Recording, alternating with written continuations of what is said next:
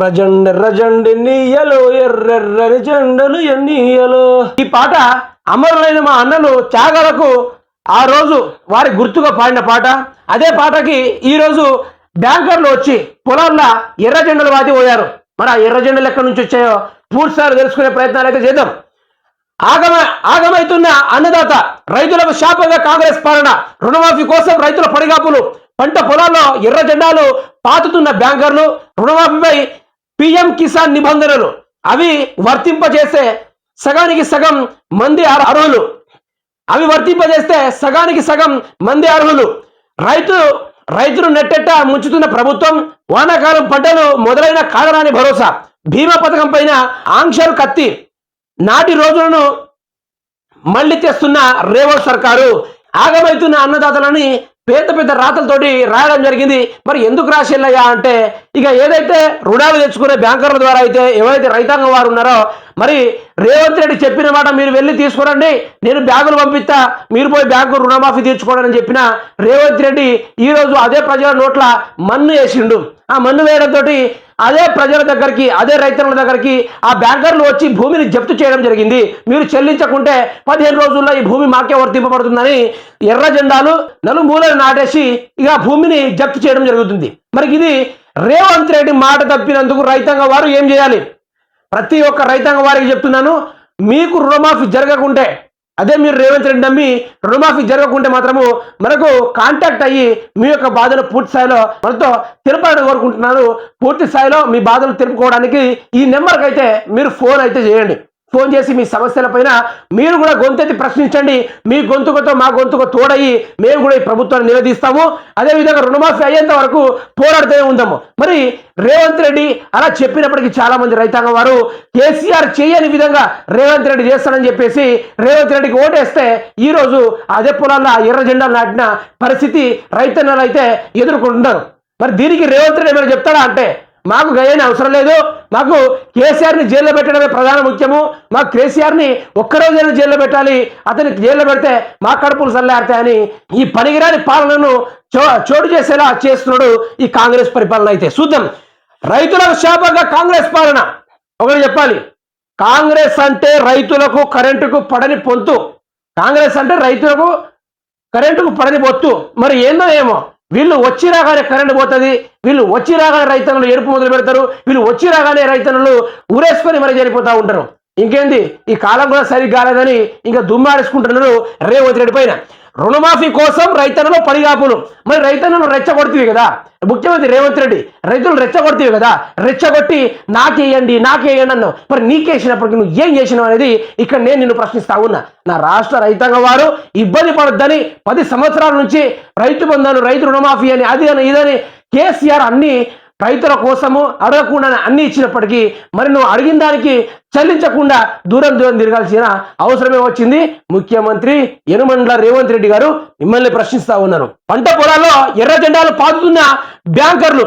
రుణమాఫీపై PM Kisan నిబంధనలు అవి వర్తింపజేస్తే కానీ సగం మందికి అనర్హులు. ఇక రైతులను నెట్టెట్ట ముంచుతున్న ప్రభుత్వం, రైతుల్ని నెట్టెట్ట ముంచుతున్న ప్రభుత్వం కాంగ్రెస్ ప్రభుత్వము. 3 రంగుల జెండా పట్టి సింగమోలే వచ్చినాడు. వచ్చి ఏం చేసిండు? రైతుల ఆకాంక్షలు తగలబెట్టిండు, రైతుల ఆశల నిప్పులు పోసిండు, రైతుల ఆశలకి ఆనకట్ట విధించి ఆ రైతులు చేసే తప్పు వాళ్ళని జైల్లో వేయనని నిబంధన వేసింది ముఖ్యమంత్రి రేవంత్ రెడ్డి గారు. సుధం పల్లె కన్నీరు పెడుతుందో కనిపించని కుట్రల, నా తల్లి బందీ అయిపోతుందో కనిపించని కుట్రల అంటున్నారు. దీనంగా పాడుకున్న రోజులు మళ్ళీ తీసుకొచ్చింది రేవంత్ సర్కార్. రాష్ట్రాన్ని అన్ని రంగాల్లోనూ ఆగం పడిస్తున్న ప్రభుత్వం రైతులను దారుణంగా మోసం చేస్తుంది. ముఖ్యంగా రైతాంగాన్ని నిండా ముంచేసేది రుణమాఫీ, రైతు బీమా, రైతు భరోసా అమలు చేయకుండా నానా ఇబ్బందులు పెడుతుంది. ఇదిలా ఉంటే సమయానికి విత్తనాలు అందవు, కరెంటు కోతలలో చిరకలను నీళ్లు రావు, రైతుల కంట కన్నీరు పెడుతున్నా పరామర్శించని ఎమ్మెల్యే కనపడడు. అధికార పార్టీపై విమర్శలు చేస్తున్నారంటూ కేసులు పెట్టేవాళ్ళు కానీ అయ్యో పాపాన్ని రైతులను ఆదుకుందామనే మనిషి ఉండడు. ఇదెక్కడి రాజ్యం? ఇందిరమ్మ రాజ్యం అంటూ గొప్పలు చెప్పుకోవడమే కానీ ఆ చరణలో ఇసుమంతా కూడా చిత్తశుద్ధి లేని ప్రభుత్వం ఇది. ఇందిరమ్మ రాజ్యం రైతనాన్ని కంటతడి పెట్టించే ఇందిరమ్మ రాజ్యం. ప్రజాపాలన ఎవరన్నా ప్రశ్నిస్తే వారిని చిత్తుచిదిగా కొట్టి చావు కొన ఊపిరి దాకా ఉంచి కొట్టి మరి వాళ్ళని జైల్లో తరలించే ప్రజాపాలన ఇది. ఇది సిగ్గు ఉండాలి ఇలాంటి పరిపాలన చేయడానికి ముఖ్యమంత్రికైనా ఎవరికైనా. రైతులను ఇబ్బంది పడతా ఉంటే ఆ పక్షంలో ఉన్న ఆ ప్రాంతంలో ఉన్న అక్కడ ఎమ్మెల్యేలు కానీ అక్కడ దగ్గరలో ఉన్న ఏనా అధికారులు కానీ ఒక్కరు కూడా పోయి పరామర్శించకుండా మీకు 34 గంటలు ఇస్తాం ఆ గంటలు ఇస్తామని దొంగ లత్కోర్ ఆ రోజు ప్రచారంలో చేసినప్పటికీ ఈ రోజు ఆ రైతులను పట్టించుకుని ఏమైనా ప్రయత్నాలు చేస్తుందా ఈ రేవంత్ సర్కారు? ఏమైనా చేస్తుందా? ప్రజల్ని పూర్తి స్థాయిలో మట్టు పెట్టడానికి ప్రయత్నాలు చేస్తూ ఉంది. ప్రజల్ని ఆగం చేయడానికి పూర్తి స్థాయిలో ఈ ప్రభుత్వం పన్నాగం అనుకున్నది. మరి రైతులను ఇబ్బంది పెట్టడానికి ఇంత జోస్గా కొనసాగుతున్న కాంగ్రెస్ ప్రభుత్వం తాట తీయాలి అంటే నా గొంతుకతోటి మీ గొంతుకు కూడా ఆడేవారు కాబట్టి మీకు ఎటువంటి రైతాంగం వారి ఇటు రుణమాఫీ పైన కానీ లేకుంటే రైతు బంధు పైన కానీ మీకు ఎటువంటి సమస్యలు ఉన్నా కానీ మన నెంబర్కి పూర్తిస్థాయిలో ఫోన్ చేసి నా గొంతుకు మీ గొంతుకు తోడైతే ఈ ప్రభుత్వాన్ని నిలదీసి ప్రశ్నించి మన హక్కుల పైన మనం పోరాడుకునే ప్రయత్నం అయితే చేద్దాం. ఇక రేవంత్ రెడ్డి కూడా చెప్తున్నా, ఎన్నికల కోడ్ ఉన్ని రోజులు నేను ఏం చేయలేకపోతున్నానని చెప్పిన రేవంత్ రెడ్డికి నేను ఒకటే క్వశ్చన్ వేస్తున్నా.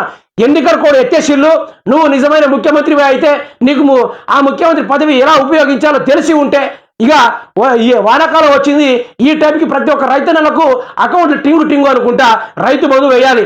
నువ్వు ఒప్పుకున్న ఆ రైతు బంధును ఇప్పుడు వేయాల్సిందిగా రైతన్నల తరపున నిన్ను ప్రశ్నిస్తా ఉన్నా, నిన్ను నిలదీస్తా ఉన్నా.